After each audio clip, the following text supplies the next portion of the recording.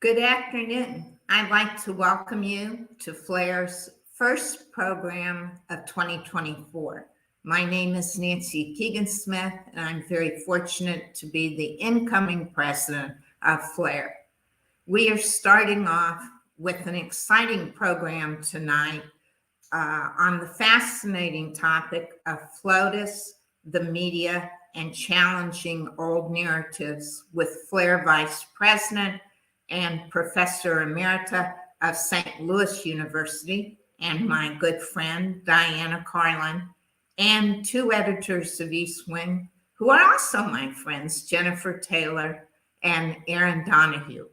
East Wing, and I'm going to plug them because I really believe in it, is a wonderful magazine devoted to telling the stories of First Ladies, which I encourage you to get if you have not, because it has been proven to me to be an invaluable source of keeping up to date on current First Ladies and learning more about the important stories and legacies of past First Ladies. Thank you. We have many thank yous and many partners to thank, which is a great part of FLAIR's success.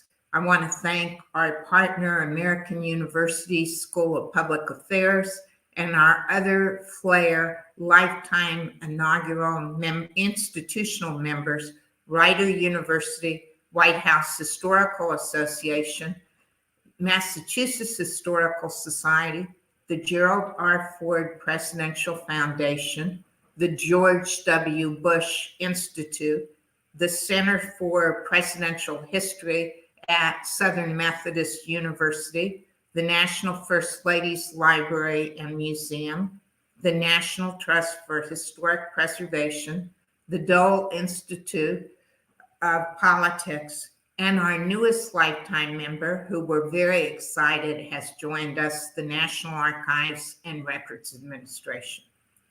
Our collaborative projects with our lifetime institutional members, along with our lifetime members and all FLAIR members, are illustrative of the important relationships that FLAIR fosters, forms, and creates with its members in facilitating the mission to promote research, education, and the lasting legacies of U.S. First Ladies. FLAIR members are vital to FLAIR's continued success, and we thank you for your belief, support, and collaboration in our mission. I would now like to turn the program over to Diana for what I know will be a fascinating and enlightening look at First Ladies and their treatment by the media. Diana? Good evening, everyone, and Jennifer and Erin, welcome. As Nancy said, tonight we're exploring the topic of First Ladies in the media, and we couldn't have asked for two better people to talk about that, especially with the expertise specifically on First Ladies. So if you go to the FLAIR website, we have full biographies for both Jennifer and Erin, but for tonight's purposes, we really want to emphasize that they are the founders and co-editors of East Wing magazine. And Erin, I want to compliment you, especially on today's, and I'm assuming the part one of on this topic of First Ladies in the media. So it's a perfect way to kick this off, and you interviewed a lot of FLAIR members, so we appreciate that. So let me just begin with the first question. Would you please tell us what East Wing magazine is? Hi, Diana. I'm Jennifer Taylor. I just want to say, first of all, thank you so much for the opportunity and the invitation to come and speak to FLAIR and all their members. It's a pleasure to be here. East Wing magazine is a digital publication, journalistically driven, that covers First Ladies, present and past. Our goal with the magazine is to not only cover the First Lady that is presently sitting in the position, but also to look at her predecessors and everything that they've done to contribute to the role and America's presidencies. And East Wing magazine, we'd like to focus specifically on their legacies and have a thread of history through all our stories. Often, First Ladies are covered like a current event, and we like to try and put their actions, day to day or just throughout their terms into perspective by looking at previous First Ladies and their histories. Erin, you want to add anything to that? Yes, absolutely. I would just add that, first of all, thanks so much for having us. Happy to be here. And I would definitely add that we are so happy to be a part of Flair. And I think that we look to Flair often for our stories as well. And I think that Flair is a very big part of the story in the sense that there's a big resurgence recently of interest in this topic. And Flair is really kind of the heart and soul of that. And so us as journalists, we're communicating these stories, but we really look to you at Flair as the leaders in this arena. And you help us every day with our stories. As you mentioned, the one I worked on today about First Ladies in the media, I talked to so many Flair members for that. So you've been an invaluable resource. And we're just really so happy that we can get that kind of synergy going on this topic because it's so fascinating. Well, we are too, and we appreciate you being life members and helping us really educate the public. So what has been the reaction to East Wing? Well, so far, Diana, I couldn't be happier with the response to East Wing magazine. So many people in the First Lady space, especially, have been open and curious, enthusiastic about the stories that we're working on. And I think that for many reasons, the stars may be aligning because I looked at this space because I have my own interest in First Ladies, of course, but I looked at this space and just saw an opening for journalism and an opportunity to tell more stories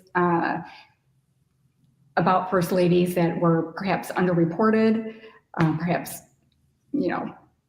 glossed over, call it what you will, but I think that there's a space for journalism in covering,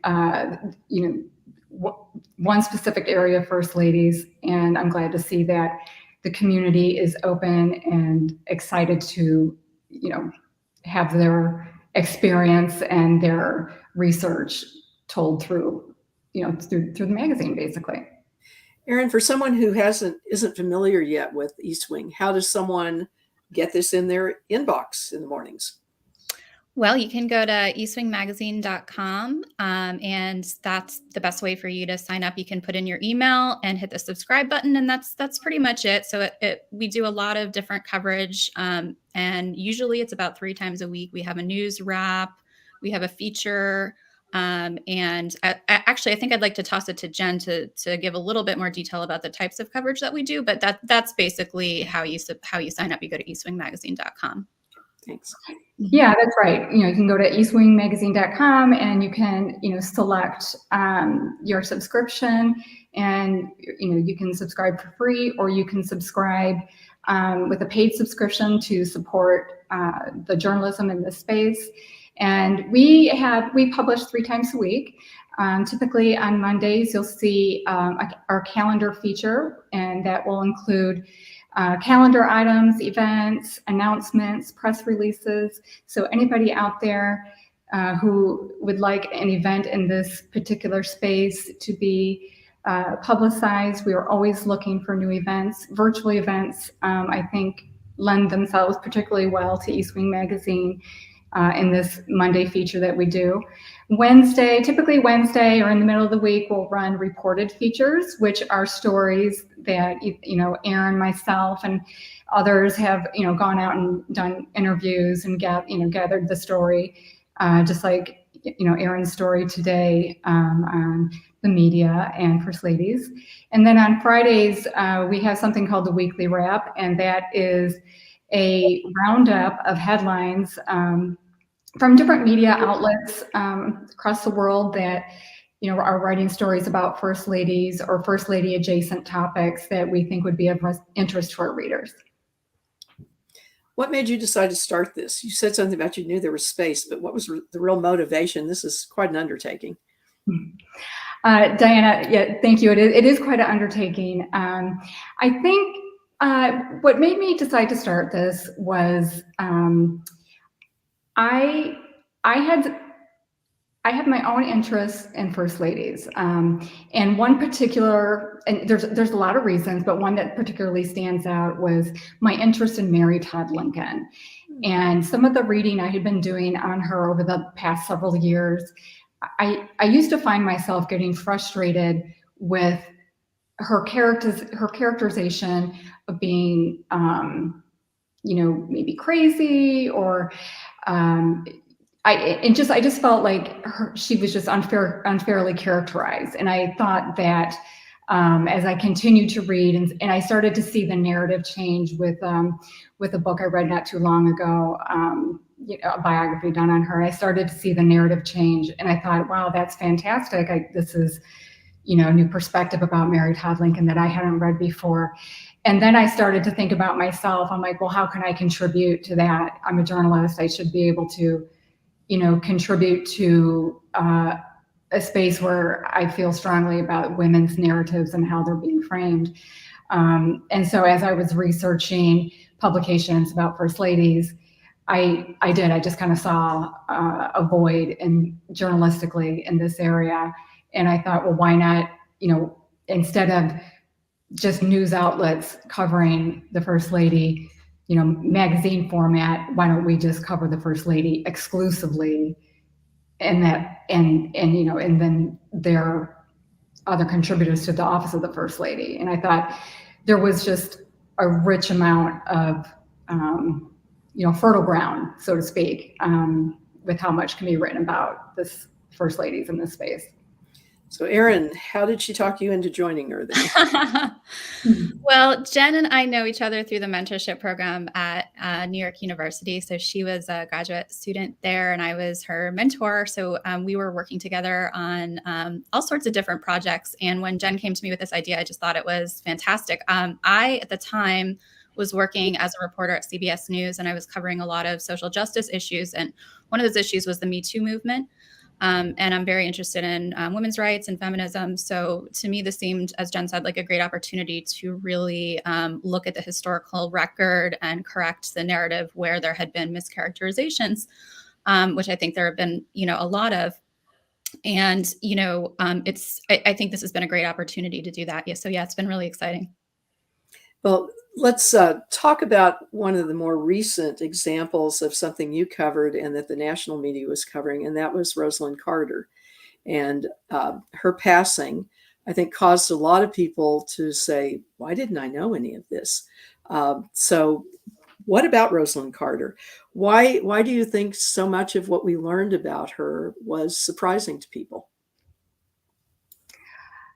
Diana, I think what you're talking about was surprising to me as well. And the stories I've written about Rosalind Carter and her funeral, I think that why is it surprising? I think we probably have to go back to that time period and understand who are the decision makers in the media at that time, and what is considered newsworthy during a time when the office of the First Lady was really being formalized. So as you well know, Rosalind Carter was the First Lady to formally have an office inside the White House, and I think that the position was just evolving at that time to be more in line with what was happening in society, the Equal Rights Amendment and women's rights. And so I think there was just a time where if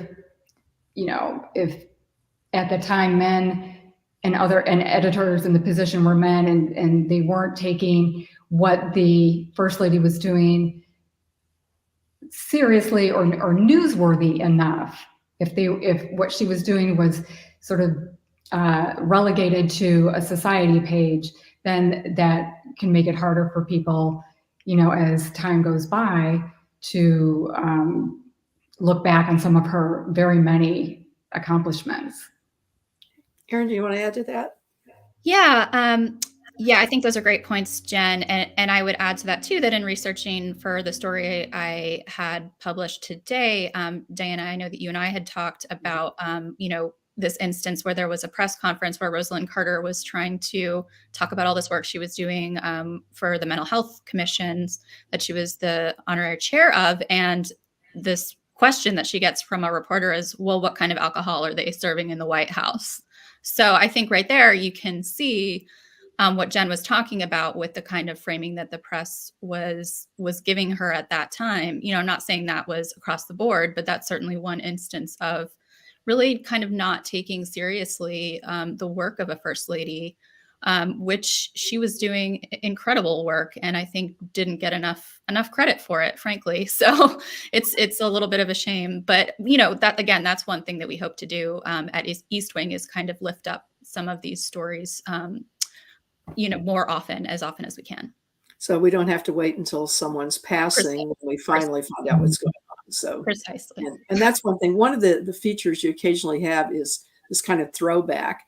And one that caught my attention last summer, because I was working on a section on Grace Coolidge for the books that Anita and Nancy and I have written.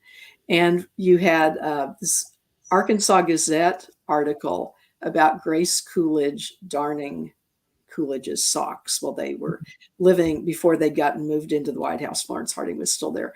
And, that was such a perfect example of, what you're talking about, the kind of marginalization. So I really love that section and encourage people to really look at when you go back in time and we can begin to see the differences. So in light of what you just said about the challenges that Rosalind Carter and many other first ladies have, what do you think is one of the biggest challenges first ladies have in being proactive in getting their message out and creating their own narrative? I can start with that. I think so. Back in the time of Eleanor Roosevelt, there was a dedicated press corps to cover the First Lady. And at the time, those were typically women. They were typically writing for the quote unquote society pages. But Eleanor Roosevelt was able to elevate those stories because of all the incredible work that she was doing from the society page to the front page. Nowadays, you don't have a dedicated press corps covering the First Lady. It's all very much nebulous now. So the person covering the First Lady is really going to vary depending on resources, time, staffing, what the, news organization's angle is. So it could be a politics reporter, it could be a celebrity reporter, it could be really any different type of reporter writing any different type of story. And they're going to try to shoehorn that narrative, whatever the First Lady's work is, they're going to try to kind of shoehorn it into their particular coverage area. So I think that makes it a challenge. And I talked to Lisa Caputo, who was the press secretary for Hillary Clinton. And our interview with her will be featured next week in the second part of my story that I'm working on. But she kind of joked around that the coverage of Hillary Clinton's healthcare testimony in the 90s was 5 faces of Eve, because everybody had a different take. Nobody knew how to cover her. Here was the wife of the president, the First Lady, chairing this incredible commission on healthcare. But you had a politics story, you had a policy story, you had a story about what she was wearing, you had a story about, how she was hosting the president of France by night and then doing policy by day. So nobody really knew how to cover her. And I think that challenge remains to this day, honestly, because there's just no dedicated staff in a newsroom to cover a First Lady. And I think that's the case across the board, that staffing at newsrooms is down. There's a lot of layoffs. There's just not a lot of resources to cover the First Lady. So they really have to get out there and get their message out there in a proactive way. Have you seen any difference in the way that local media versus the national media cover the First Lady? So for instance, if Dr. Biden is in South Carolina or New York or wherever, are the stories a little different written by the local press than what you're getting with the national coverage? Yes, absolutely. That's one thing we definitely noticed a lot. And Jen can talk to this as well, but I'll just start off and say that I think for the local media, the coverage of the First Lady tends to be a lot more robust and a lot more substantive. And that's really because when the First Lady comes to your area, and this is something that I was talking to Lisa Burns, who edited Media Relations and the Modern First Lady. She's a Quinnipiac professor, and she was talking to me about that and how it's really a great opportunity for both sides when the First Lady comes to a local community, because she can communicate sort of a micro-targeted message to that particular community, and that's very useful, especially in campaign season. But then the local media gets essentially a chance to have access to this national figure, because that's really a news event in and of itself. When the First Lady comes to your local area, that's a headline, a huge headline for a local paper, like one that I worked at. So yeah, I think local media also tend to focus specifically on the sort of substance of whatever she's trying to promote. So if it's like a, opening of a hospital, or if it's some advocacy work that she's doing, the media will tend to focus on that particular thing, because if it's of import to their particular community, whereas if there's a national reporter, you might get any question about anything all across the board. So that can really go in any direction. So local media seems to be a better way for the First Lady to control her message and get it out there a little bit easier, I think. Jen, you want to add to that? Yes, sure. I would add that when the First Lady is out there and local media is covering her, their coverage is regional. So I think what's difficult for the First Lady is that message that is being sent out locally, and it's not necessarily being broadcast nationally. And so you kind of get her coverage in pockets. So I think one of the reasons why we put together this feature of the weekly wrap is we pull what we can from across the country, the local news coverage of the First Lady, to try and give readers from across the country a better idea of what she's saying, whether she's in Seattle, Washington, or South Carolina, or Texas. What is she saying to those audiences? And so I think in some respect it can be difficult, nationally, because when we're covering her from a national perspective, her message tends to overlap, when she's traveling. So she does say a lot of similar things at different stops, and when she's campaigning for the president. So there are some national press aspects to that, if she's repeating this message, when she's making her way through the country, it makes it, probably not as appealing to write that story, because it tends to be the same story again and again. But we look for what she's telling the local area, because sometimes the local press can pick up on some real nuances in the area and how people are responding to the First Lady when she's in those areas in particular.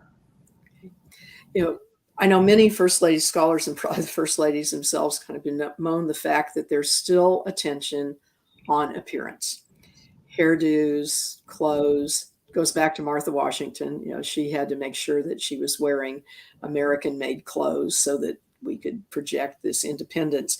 So why does this continue in the 21st century? And are there any positives to this type of coverage? Yeah, I'll respond to that first. I think it continues because, women, for a very long time have lacked the independence to speak out. So I think it's very much rooted in women and trying to gain their independence in speech. And so, there was a time when what you're wearing, whether it's jewelry, whether it's clothes, it can kind of speak for you. So I think that's something that has evolved, over time. And, I think it still plays a part today with First Ladies. You can see Dr. Jill Biden out this past year, and there's been a couple instances, her trip to Alaska, for example, where she was wearing some of the local designers' clothing that she designed for the First Lady. And, what kind of message does that send? Sometimes if the First Lady doesn't say specifically, the message she's trying to send with what she's wearing, it's kind of left up to the reader or the viewer to decide, how they interpret what she's wearing. So I think, while sometimes I think it can be difficult to not cover fashion with the First Lady, because sometimes, what they're doing is very intentional in the messages that they're sending. And I'll just add one more thing. Michelle Obama, for example, she was very purposeful in some of the clothing she would wear, and she would mix it between high end and affordable. And she would also, acknowledge the American designers and designers, of diversity. So I think, it kind of cuts both ways. Yeah, and those are great points, Jen. And I'd add to that too that I think fashion is certainly part of the story. I think the issue does become when the media focuses on it, to the detriment of the actual work that the First Lady is doing, which you saw with Pat Nixon and you saw with Nancy Reagan, and you see it a lot. It's definitely getting better, which is great news. But I do think that we still, as journalists, have to kind of ask ourselves those questions, like how are we gonna cover this? How is it part of the story? And if fashion is part of her message, I think, as Jen was saying, it's just important to make that clear. Look at the context, talk to the designer. How did this impact the designer? Really just try to get to the heart of, like, so if this is a big part of the story, then why? And if it's only a story because we're not focusing on her work, then maybe we need to ask bigger questions. You mentioned Pat Nixon. For those who aren't familiar, what was the big fashion statement Pat Nixon made? Well, I say fashion, but really what I meant by that was that she had a derogatory nickname in the press called Plastic Pat. And I think, and I can touch on this a little bit more, but I think there was some difficulty there with the West Wing kind of clamping down on messaging coming out of the East Wing that made it difficult for her to have that type of proactive media strategy. And so the media was left with a kind of vacuum where they didn't have, even though she was doing great work, she was doing a lot of stuff about hiring women in the federal government. She was traveling internationally. But, unfortunately, the media just wasn't really being given the type of material that they needed in order to cover that. Not that to say that, it's all the West Wing's fault, but, that was certainly a part of it. The West Wing wasn't supportive of her being a proactive communicator. And because of that sort of void of information, you're left with this, they fall into this trap of focusing on her appearance, her demeanor, her likability, personality. Like, these are all just sort of tropes that we see over and over again, not just with First Ladies, but with women, writ large in society, and especially women in power. And that's another thing that's been really interesting to see is how that overlays. So really, First Ladies, these problems that they're having, running into problems about, well, why are you asking me about what I'm wearing? Why are you not asking me about my work? This is not just a First Lady issue. This is it's a women's problem. I thought you were going to mention that she was the first Lady to publicly wear a pantsuit. Oh my gosh, I forgot that one. Good point. Yeah. And then, Betty Ford did after, and we all know that's pretty common now, but she was really, kind of broke a mold there. You talked about strategies that First Ladies use. So what have been some of the different approaches that First Ladies have taken to try, once again, to kind of control the narrative or create a narrative? Yeah, so I write about this in the story that I published in East Wing today. So Lady Bird Johnson, I think, was probably the gold standard, I would say, and her, along with her amazing press secretary. I don't know her personally, but she sounds, by all accounts, like a really incredible woman. Her name was Liz Carpenter, and together. One of the things that Nancy mentioned to me was that they really professionalized the press office of the First Lady. And they did this by taking a super proactive approach. They wanted to promote Lady Bird's signature initiative, so beautification, the environment, early childhood education, equal rights. So basically, they just organized a trip, showed up, and invited the press. And that was really the way to do it, because the press was able to have great visuals. They took them to Big Bend National Park, and they took them on a river rafting trip, and they took them on a hike in the mountains. So the press was able to get all these visuals of the First Lady, in a raft and doing all these exciting adventures. So, but really what she was trying to say was, hey, I think that America is beautiful, and I think America is worth preserving. And and I want to put myself at the center of that story and be able to communicate that story. So between Lady Bird and Liz Carpenter, I think that they were able to do that really, really successfully. So that's one strategy that I know that a lot of scholars have talked about being very, very successful. Jen, do you have anything to add? Either successful or unsuccessful? Yeah, I do. I think exactly, as Erin points out, that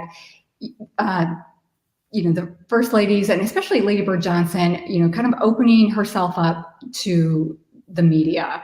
And I think at the core of what's important there is establishing the relationship. And if you can be open, and you can, talk with, between the office of the First Lady and the media, and you can gain some trust, then I think that goes a long way, on both sides of, whether it's the media outlet or the First Lady's office. If you have that trust and you can build off of that. I think right now what's challenging with that is, First Ladies are controlling the narrative. And you see it, especially with social media. And social media, of course, kind of really hit traction during the Obama administration. And, Erin can talk more about, Michelle Obama and her experience using social media. But I think social media has given the Office of the First Lady a lot of control over their messaging, and almost, I would say, even somewhat of a distancing between the media and the First Lady. In some instances, the media has reacted to social media through First Ladies, differently. You see a whole genre of journalism that look at that through the lens of celebrity.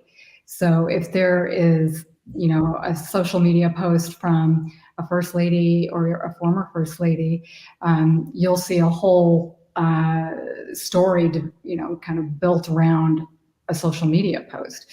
So I think that's interesting and challenging in and of itself, because sometimes the messages on First Lady social media can be short, and there's not a lot of explanation to it. There's not an opportunity for the press to necessarily ask a question about it, or will be prompted to, reach out to the office or someone close to the office to try and put a social media post into context.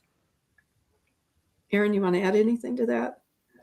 Yeah, those are all great points, Jen. And as you say, I think increasingly there's reporters who are really just looking to see what's trending on social media, and a lot of these reporters work for the major news networks and major papers.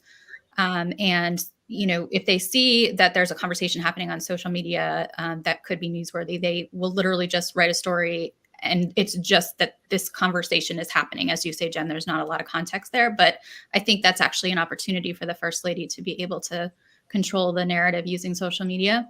And then you had mentioned, Jen, Michelle Obama, and she was the first Lady to send a tweet. And I don't know if you all have gotten a chance to see that video of her. There's a very cute video of her sending her first tweet. And it's, I think it's just, it takes us back to that time when social media was still kind of in its infancy and we didn't really know how to use it.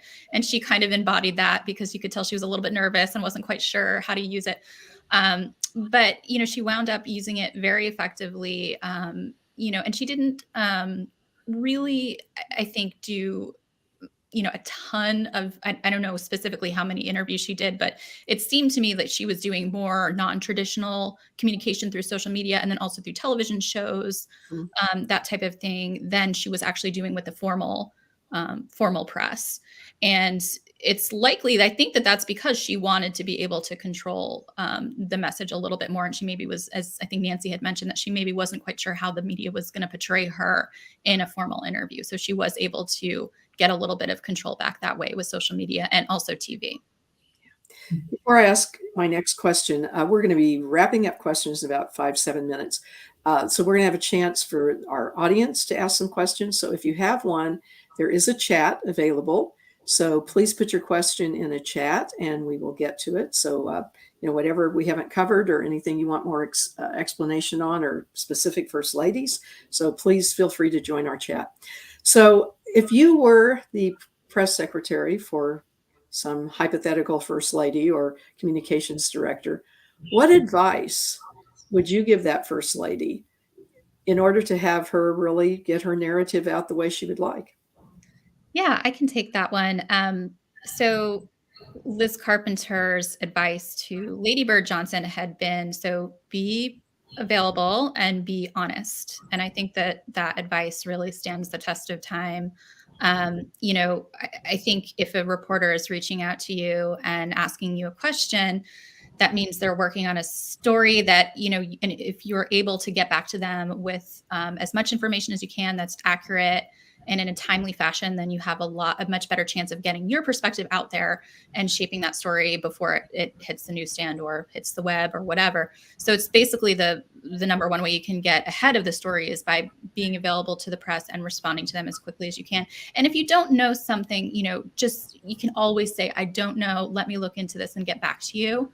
And that, reporters hear that all the time. And, we're used to hearing that. So we're more than happy to, give you a little bit of time to get us the information that you need. You want to add anything?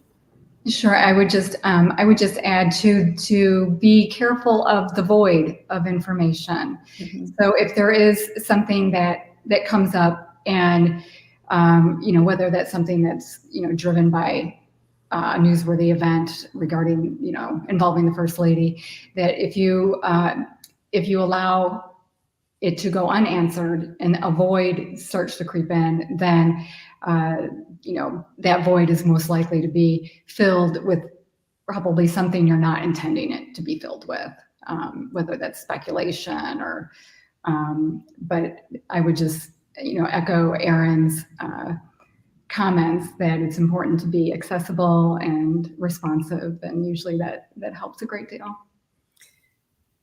When we have a first gentleman, do you anticipate that the coverage will be any different, and in what ways?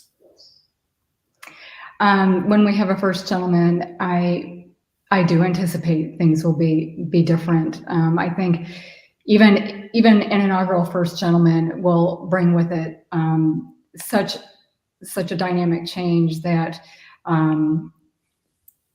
you have to wonder if the coverage of a first gentleman will be more robust than first ladies in the past.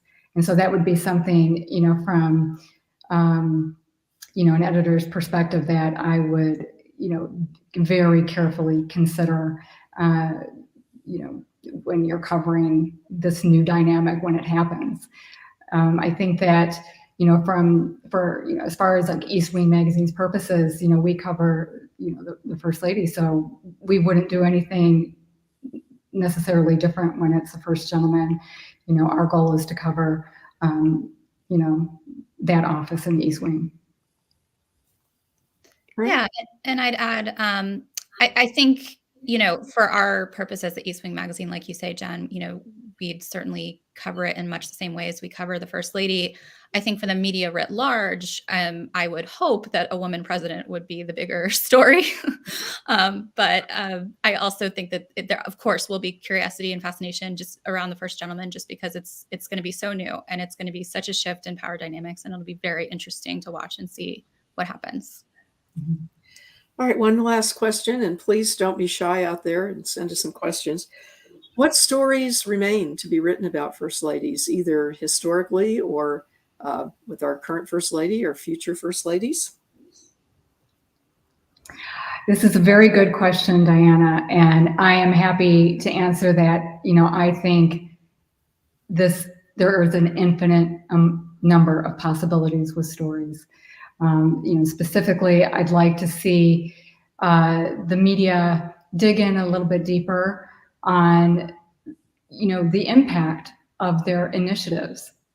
I think, First Ladies for a long time have been involved in lots of different causes, and we don't necessarily know the full impact they've had, whether it be literacy, whether it be healthy eating. But I know just recently being out talking to young people about First Ladies,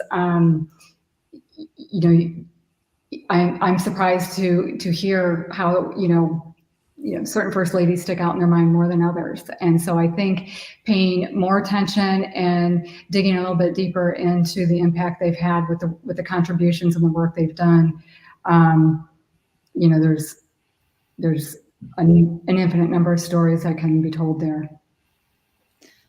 Yeah, and I would add to that. I think Nancy had mentioned this to me as well, but a First Lady's sort of impact isn't always necessarily communicated in the media. So there's all those stories that are out there just by the impact that she had on somebody, just interacting with them briefly or encouraging them. And, our top story actually for East Wing since we've launched was the story of a woman who had a chance encounter with Barbara Bush, and Barbara Bush encouraged her on her work in literacy. And that really changed her life. And it was really like a 30-second interaction. I think those stories, like you say, Jen, they're everywhere. And we're asking actually readers to send them to us if they have them, because we would love to hear about it. Good. Okay, we've got the questions. Hey, this technology is working well.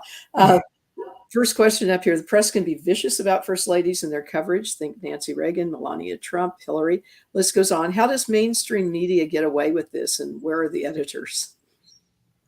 Okay, I'll take a stab at this one first, Erin. I think we're living in a highly polarized media environment right now, and so you see different media organizations that have different biases, and I think that can be very frustrating and unfortunate because it's not always some of the viciousness is I personally don't know the purpose that it's serving.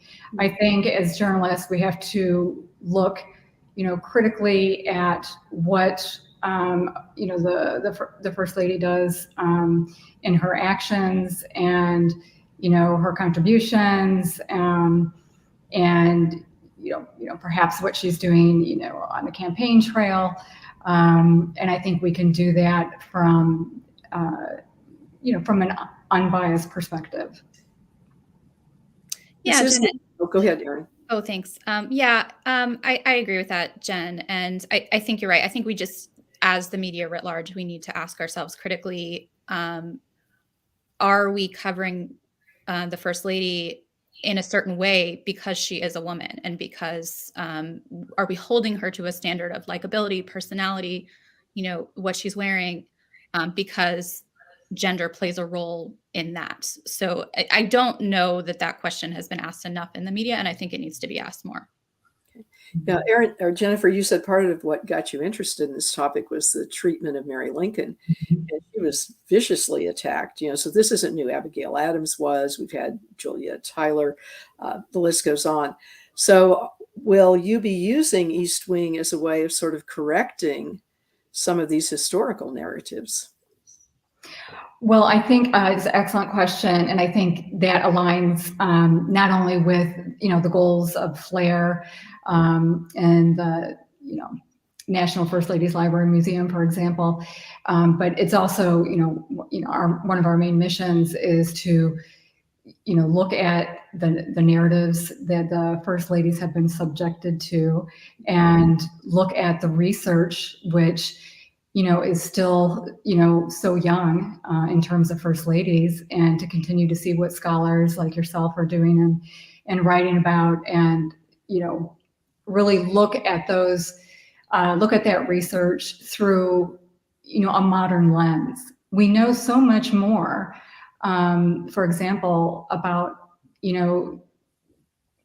more stigmatized areas in society. We know so much more about mental health now than we did, years ago. And, I hope to apply a more modern lens to some of these narratives. We have another question. The press has no obligation to amplify the First Lady's voice or activities, or does it? I can take a stab at that. I guess overall, I wouldn't use the word obligation. I'm not sure the press necessarily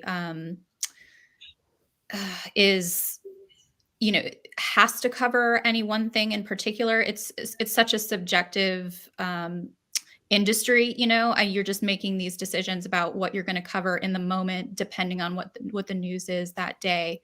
But if you're talking about, should they be covering this type of thing, then my opinion is yes. I think that they absolutely should be covering it and doing more of it. Yeah. Jen? I just wanted to echo that, Diana, that we have to remember too, that the office of the First Lady, is funded, through the White House. And so I think we have an obligation as journalists to cover the First Lady, a sitting First Lady, to the best of our ability, because, our readers, readers want to know what they're doing. And it's important to understand how they spend their time and money. Okay. Well, thank you for the questions, and thank you for everything you're doing to promote education about First Ladies. Keep up the great work. I enjoy 3 times a week opening my email in the morning and seeing East Wing there. Encourage all of you who have not subscribed yet to please do so. And at this point, thanks again, Erin and Jennifer, and thanks to the audience for joining us. And this will be on our YouTube channel and also available on Facebook. So if you want to share it with anybody else, then we'll share it on our FLAIR website. So I'm going to turn this back over to our FLAIR president, Nancy Keegan-Smith. Have a good evening, everybody. I just want to thank everyone. Diana, Jennifer, and Erin, I thought it was a fascinating program. And I just will leave a question out there for y'all to think about. But so many of these First Ladies have handled the press and the media so much better than their husbands. And you can certainly think situations. Lady Bird was so effective. President Johnson was not. Laura Bush was very effective. There are so many situations, so it would be an interesting story on the difference in handling. I want to thank you. FLAIR has exciting things coming up in 2024, more virtual programs, along with 2 conferences and the first edition of its e-journal. So please consult our website at flair-net.org. Watch our social media channels and email alerts for upcoming programming. Thank you for joining us, and have a nice evening.